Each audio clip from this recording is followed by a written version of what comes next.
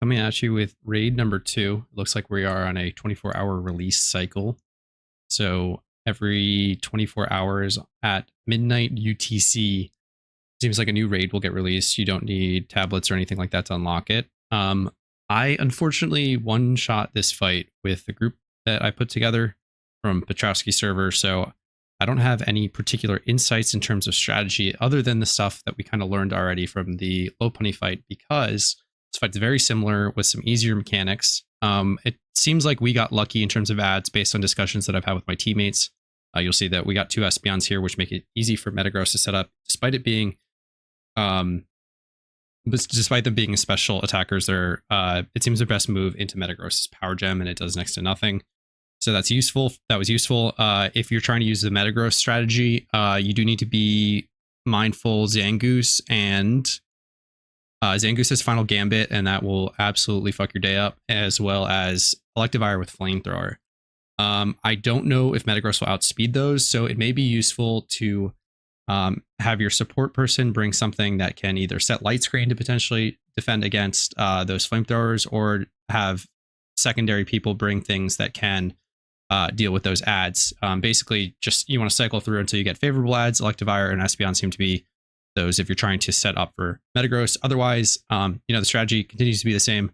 Reflect is super powerful for Purugly's attacks in particular. Will-O-Wisp on Purugly, very useful. Will clear the status just like the last fight. So that is something to be mindful if you can reapply later in the fight.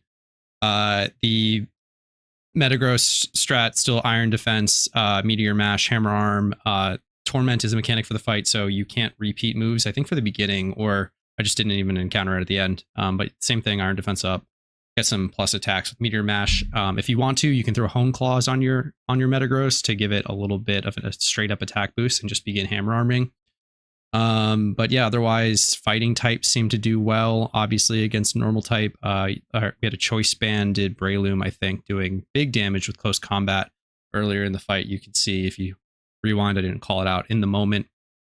There were a lot of people that were just able to one-shot this fight with randoms. I don't know if that's because people are sort of figuring out the strategy for the raids a little bit more, or this fight's much easier. It's probably a little column A, probably a little column B. But yeah, going forward, it seems to be like this is just going to be the strategy. I think anything that's bulky is good. Bulky screen setters are going to be huge. Safeguard, where applicable, can be huge. There's an AoE sleep in this fight, but it didn't really cause us all that much trouble to avoid. And yeah, as the fights kind of change, depending on whether or not the boss is a special attacker, mixed attacker, or straight physical attacker, it'll probably change what you'll want to bring. Going forward, something like Calm Mind, Chandelure, or Togekiss, we've seen in the past for anniversary events, probably will be very powerful as special walls, as well as something that can kind of bulk and set up.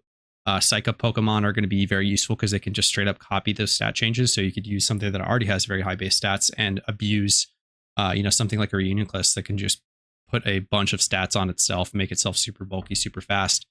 That's the kind of stuff that we'll probably see in the future. But yeah, other than that, for this fight, something with bulk up is good. Something in this case, like Metagross does the Iron Defense and then gets a little bit of attack elsewhere. Those sort of things are probably going to carry you in the fight.